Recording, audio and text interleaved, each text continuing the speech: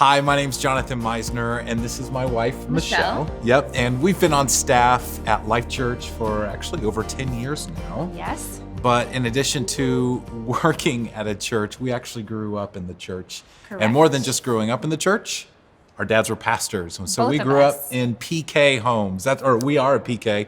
We grew up in pastors' homes. And so we just wanted to talk to you guys a little bit about our experience growing up and really some tips and some help on how to raise a family and specifically your kids so that they love the church.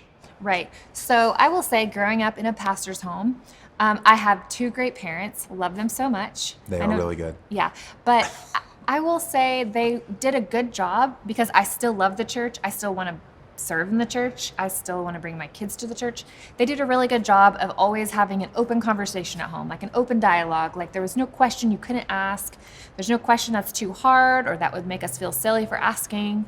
And it was always, I want to be interested in what they're doing because they had so much fun doing it. Yeah. What would you say? I say, well, for me, I think that was very true. But from my experience with my parents, they did a really good job of, I would just say, still giving their time to me. My dad, I know in his church life and in his ministry, he was a part of moving our church to a new location. As you know, in a smaller church, staffing issues all the time, but that never came home with him. He was always at all the baseball games. He was always Yes. there for us. And I think they made a really conceited effort that even though things may have been difficult at a church, just like they are in every field that you would work in, that never really came home. So the language that they used was very positive, and then still making family a priority was a big deal to me. Yeah, and it's not like you have to weigh it equally. It's like sometimes there'd be so much work and they would have to be gone more. But then when they were home, it was all the focus time with you, being at my basketball games. Kind of what he's saying. I never expected it to be equal, but it definitely felt like I wasn't missing out. And so Yeah. I was fine with them being gone because they were present when they were there. So what do we do as parents now? Righto. So we have two kids, and they're awesome. We really try to do similar things. We just keep the dialogue open. We try to integrate church at home. So it's not like we're going to church and that's where we talk about Jesus. We talk about Jesus in the home. We talk about like how would it be honoring to God? How would you handle the situation with your brother? And let's stop and pray about that. We're feeling really angry. Stuff Yeah. like that. That's very natural. I think too, and you know this as a parent, your kids love what you love. Right. And so, like at our house, we live in Oklahoma. I love the Thunder. Truett loves the Thunder. Like that's just kind of how it is. We're involved with the gym here where we live. Truett loves going to the gym. He loves the people. They naturally just love what we love. And so you got to be intentional, I think, about expressing that love for the church and making it easy for them to love the church. Our church has got multiple locations, multiple services.